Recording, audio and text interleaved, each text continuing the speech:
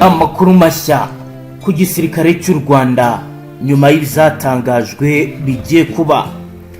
Minisitiri w'Ububanyi n'Amahanga w'u Rwanda Olivier Nduhungirehe yaburiye ko u Rwanda ruzakura ingabo mu butumwa bwo kurwanya iterabwoba mu ntara ya Cabo Delgado mu majyaruguru ya Mozambique niba nta nkunga y'igihe kirekire ibonetse yo kuzifasha.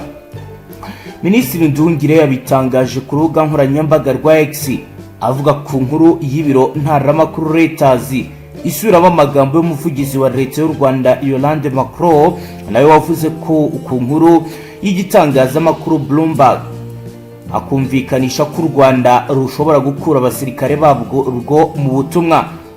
Nduhungirehe yagize ati ntabwo ari u Rwanda rushobora gukura ahubwo ni u Rwanda ruzakura ingabo muri Mozambique niba nta nkunga y'igihe kirekire ibonetse mu bikorwa byazo byo kurwanya iterabwoba muri Cabo Delgado.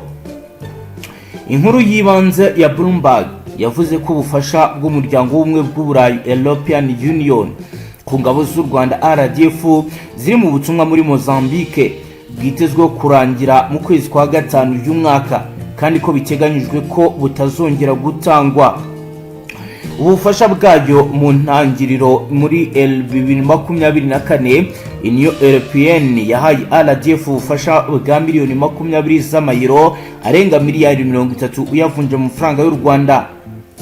Nyuma y'ibihano Amerika yafatiye RDF n'abajenari bane mu ntangiriro z'uku kwezi ibashinja gufasha umutwe w'inyeshyamba M23 mu ntara y'Uburasirazuba bwa Repubulika Iharanira Demokarasi ya Congo, hari impungenge niba RDF n'abafite aho bahuriye nayo izashobora gukomeza imwe mu bikorwa byayo kubera izi nzitizi ziteganywa mu bihano yafatiwe na Minisiteri y'Imari ya Leta Zunze Ubumwe za Amerika.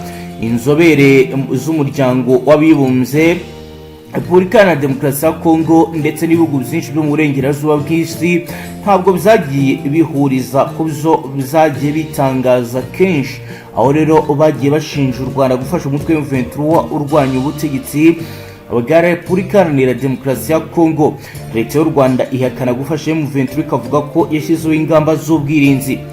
Nyuma y'ibibazo bya Amerika byo mu kwezi, Perezida w'u Rwanda Paul Kagame yabwiye abadiplomate Kigali ko u Rwanda kubera amateka yarwo naho ruherereye rukeneye imipaka y'ubwirinzi.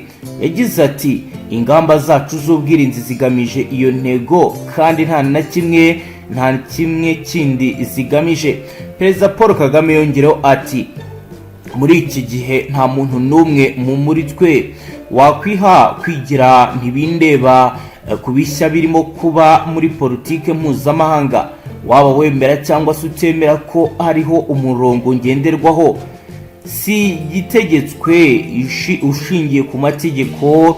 Biragaragara ko impinduka zirimo kuba zizatugiraho ingaruka twese, ariko ikintu kimwe kidahindutse ni uburenganzira n'inshingano za buri gihugu zo gutuma habaho umutekano w'imipaka yacyo n'abaturage bacyo. Iyo niyo nshingano itigera ihinduka na rimwe. U Rwanda narwo niko bimeze, nyamara ku mpamvu zikomeje kutuyobera u Rwanda rukomeze gusabwa kwirengagiza inkeke ku mutekano warwo no gushyira mu kaga umutekano w'igihugu warwo. Amerika na Congo n'ibihugu byinshi byo mu burengerazuba bikomeje gusaba u Rwanda gukura ingabo zarwo n'ibikoresho ku butaka bwa Congo no kutavogera ubusugire bw'icyo gihugu. Mu bisubizo kuri iriya nkuru ya Reuters kuwa gatandatu, Minisitiri Nduhungirehe yongereho ati ntitwarishye miliyoni z'amadolari ndetse n'abasirikare bacu ba RDF ntibatanze igitambo kiruta ibindi kugira ngo bagarure umutekano muri kariya karere ka Cabo Delgado,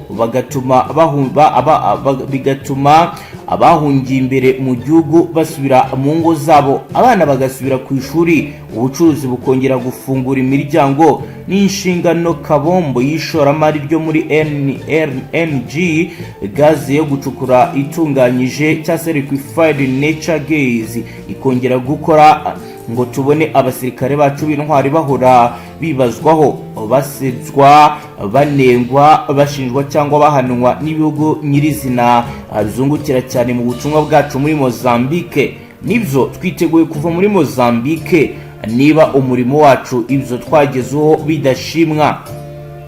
Mu kwezi kwa karindwi kwa 2021 u Rwanda rwohereje ingabo muri Mozambique ku busabe bw'icyo gihugu. Abasirikare n'abapolisi bose hamwe bagera ku gihumbi mu kwifasha kurwanya intagondwa ziyitirira idini rya Islamu zari zagabye ibitero bizahitanye abaturage mu ntara ya Cabo Delgado.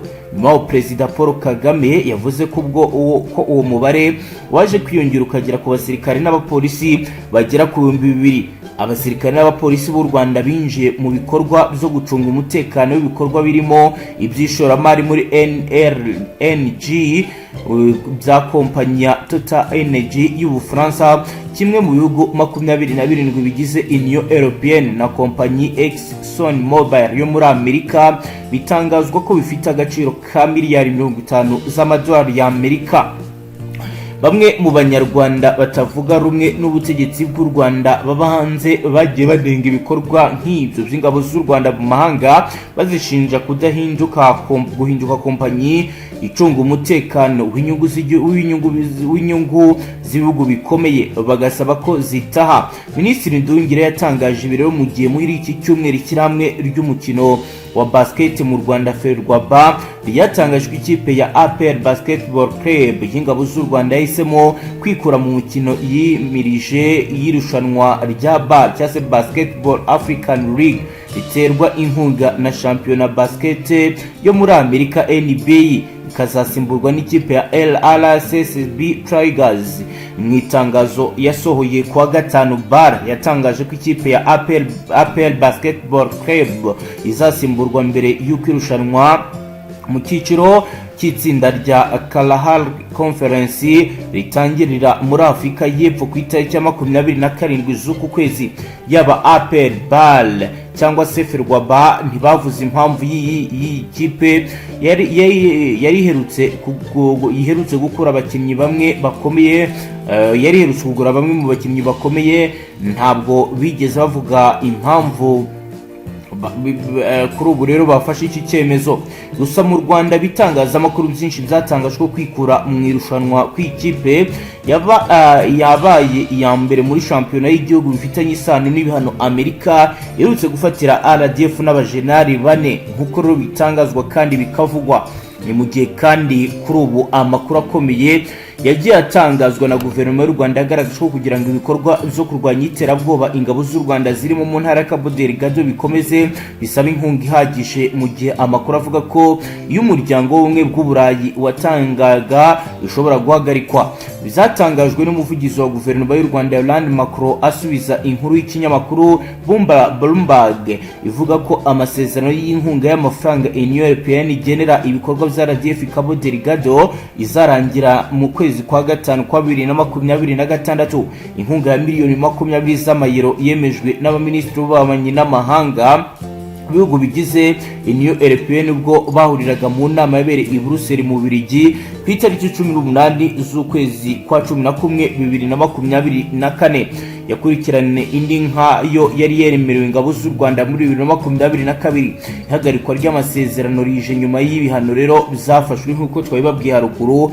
Kuri ubu rero bikaba biteganyijwe ko kuri ubu bishobora guhagarara. Macron yavuze ko usibye amafaranga menshi u Rwanda rushora mu butumwa bwo kurwanya ibyaha muri Cabo Delgado, hiyongereho no kwitanga kudasanzwe ko abasirikare batakaza ubuzima kugira ngo Mozambique itekane.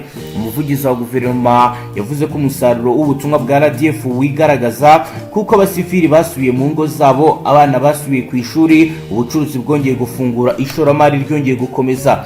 Yolande yagaragaje ko akazi kakozwe na RDF mu guhashya ibyihebe muri Cabo Delgado kagiriye umumaro abaturage b'iki gihugu ndetse na kompanyi zashoye imari muri bishyanye na gaze. Ashimangira ko gushyigikira iki gikorwa nk'iki si ubutumwa buri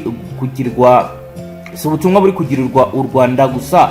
Yunzemo ati mu gihe ubuyobozi bwa RDF bwabona ko imirimo ikorwa n'inzego z'umutekano z'u Rwanda Cabo Delgado idashimwa bizaba bikwiye gusaba guverinoma guhagarika aya masezerano impande zombi zagiranye yo kurwanya iterabwoba ingabo zikavayo. Ni ibirero n'ibyatangaje ko ibintu bigomba kuba bizahagarara.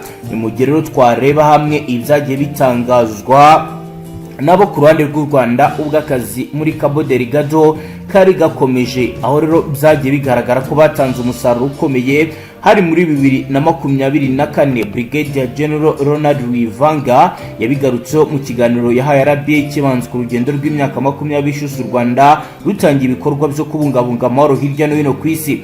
Mu myaka 20 ishize u Rwanda rumaze kohereza abasirikare barenga 82,000 mu butumwa bw'umuryango w'abibumbye bwo kugarura amahoro abigarurira, ndetse bikaba rero byaragiye bigarura icyizere mu batuye hirya no hino.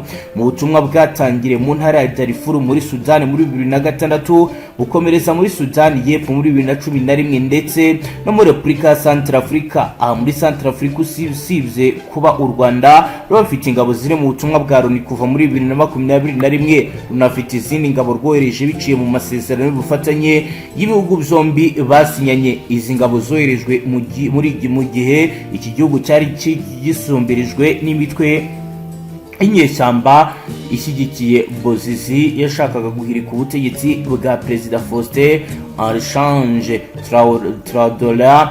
Brigadier General Ronald Wivanga yasobanuye ko u Rwanda rwahisemo kohereza ziriya ngabo zindi muri Centrafrica bijyanye no kuba hari imbogamizi z'uko ingabo ziri mu butumwa bwa Loni ntacyo zagombaga gukora ngo zitabara ubutegetsi bwa Touadéra n'abaturage barimo bitwa kuko manda yazo itazemerera kujya mu mirwano.